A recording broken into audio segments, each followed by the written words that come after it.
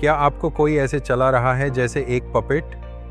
कभी ऐसा महसूस किया है कि कोई आपको सटली कंट्रोल कर रहा है, आपके डिसीजंस मैनिपुलेट हो रहे हैं, पर आपको पता भी नहीं चल रहा?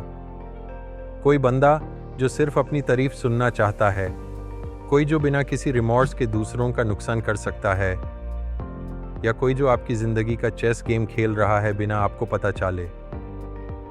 अगर हाँ, तो हो सकता है आप किसी डार्क पर्सनालिटी के शिकार बन रहे हो।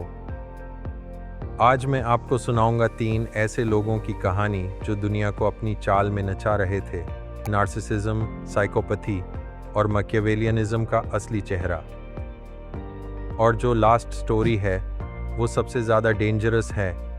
मुझे पता है इस स्टोरी को सुनने से पहले ही लाखों लोग इस वीडियो को छोड़ चुके होंगे। अगर आप ये स्टोरी देख रहे हैं तो आप उन लोगों से बहुत आगे, क्योंकि जहाँ लोग शॉर्ट्स रील्स में अपनी ज़िंदगी का टाइम और फोकस बर्बाद कर रहे, वही आप लॉन्ग वीडियो देखकर अपना फोकस बढ़ा रहे, जिससे आपकी मेंटली स्ट्रांग वो पर्सनैलिटी की रिलेटेड वीडियोस देखकर अपना ब्रेन की पावर की समझ रहे हो। Story 1, the narcissist. मैं ही सब कुछ हूँ।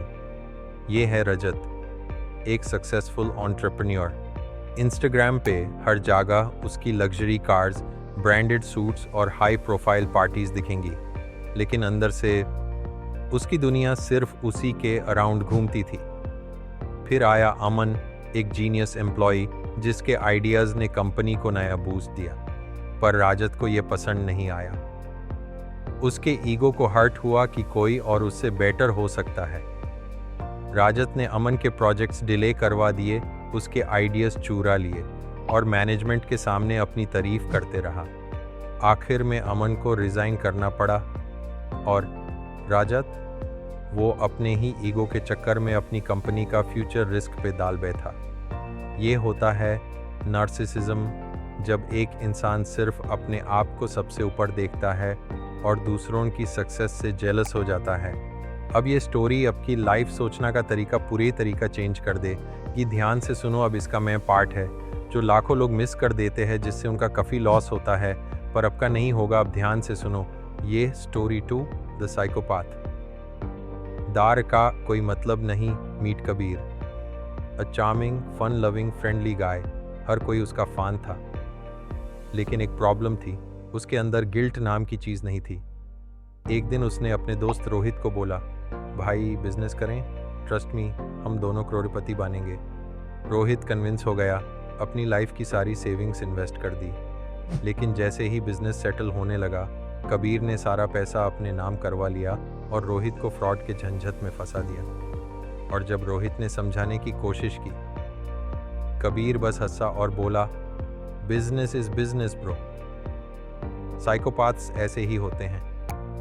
उन्हें ना दुख होता है ना गिल्ट, सिर्फ अपने फ़ायदे की सोचते हैं, चाहे किसी की भी ज़िंदगी बर्बाद हो जाए।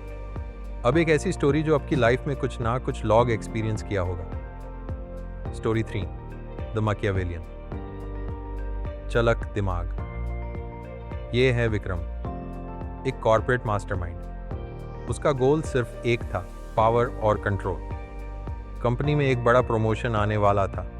विक्रम और अर्जुन दोनों कंटेंडर्स थे, लेकिन अर्जुन टैलेंटेड था, डिजर्विंग भी, पर विक्रम वो सिर्फ पावर देखता था।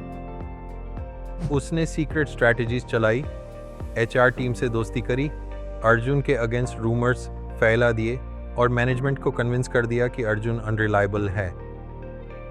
आखिर में अर्जुन रिजेक्ट हो गया और विक्रम ने बिना किसी रियल मेहनत के पावर ले ली। ये होता है मैकियावेलियनिज्म, चालाकी, स्ट्रैटेजी और प्योर मैनिपुलेशन का डेडली कॉम्बिनेशन। अब चलो रिकैप कर लेते हैं जो आप इस बेचने में हेल्प करेंगे। डार्क पर्सनैलिटीज़ से कैसे बचें? तो ये थी कहानी 3 डार्क पर्सनैलिटीज़ की, नार्सिसिस्ट, साइकोपैथ और मैकियावेलियन।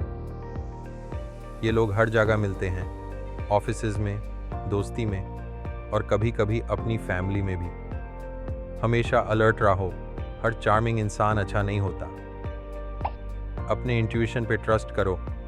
अगर किसी की वाइब्स ऑफ लग रही हैं, चांसेस हैं कि कुछ गड़बड़ है। जब ज़रूरी हो डिस्टेंस बना लो। इन लोगों से बचना ही बेस्ट स्ट्रैटेजी है। अब आप बताओ, आपके आसपास ऐसे लोग हैं? क्या आपने कभी किसी डार्क पर्सनैलिटी को एक्सपीरियंस किया है? कमेंट्स में बताओ, और अगर वीडियो पसंद आई हो तो लाइक और सब्सक्राइब ज़रूर करो।